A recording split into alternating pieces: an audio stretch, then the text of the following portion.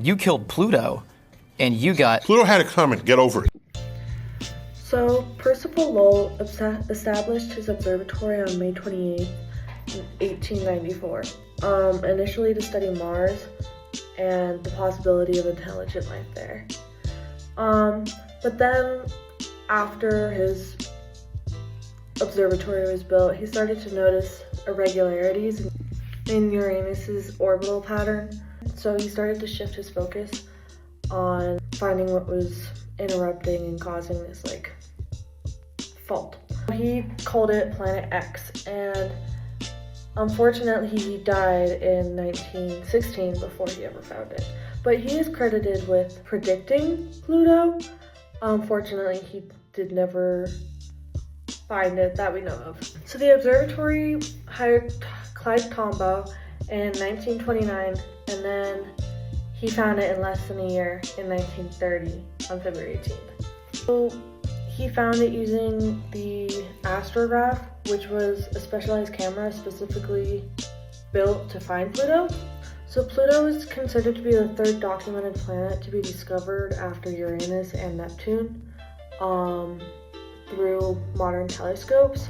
So the scientific community officially recognized it as a planet. So Pluto's moon is Chiron, and it's about half its size, and it forms a near binary pair with it. And then there is another planet called Eris, discovered in 2005, and then due to Eris being almost the exact same size and being considered a dwarf planet, Pluto is also considered a dwarf planet in 2006. So a little bit more about Lowell Observatory. Lowell Observatory is one of Flagstaff's many tourist traps, along with Route 66 and the lava tubes and whatnot.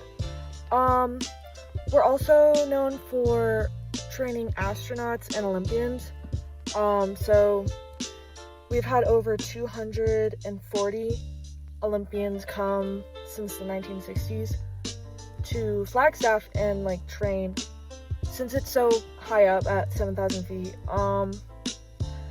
the air here essentially boosts red blood cell production. So yeah, and then which improves endurance for runners, swimmers, and triathletes. So we have a lot of specifically swimmers come here to use the NAU Olympic-sized pool. NASA has also used Flagstaff for geology field work as well as astronaut training. And then they also do utilize NAU's Olympic pool as well occasionally, which is really cool. So yeah, since we are right next to Meteor Crater and Sunset Crater, it mimics the moon and Mars surface. Yeah. Oh, so the recent Artemis missions for NASA, they also trained in Flagstaff for a period of time before their mission. So how does Neil deGrasse Tyson suck, and how does he play into Pluto being a dwarf planet instead of a regular planet? So Neil deGrasse Tyson is a astrophysicist, and he goes on a lot of podcasts and stuff, right? Says that he didn't make the final decision, but he was a big influence on Pluto being demoted. But basically in the 1970s, 40 years after it was discovered, people started to question the validity of Pluto being a planet. Now, he says that he has 3 reasons why Pluto should not be a planet. Our moon has 5 times the mass of Pluto. Ah, shit. Deal with it. Yeah, I'm trying. Do you know half of Pluto is made of ice?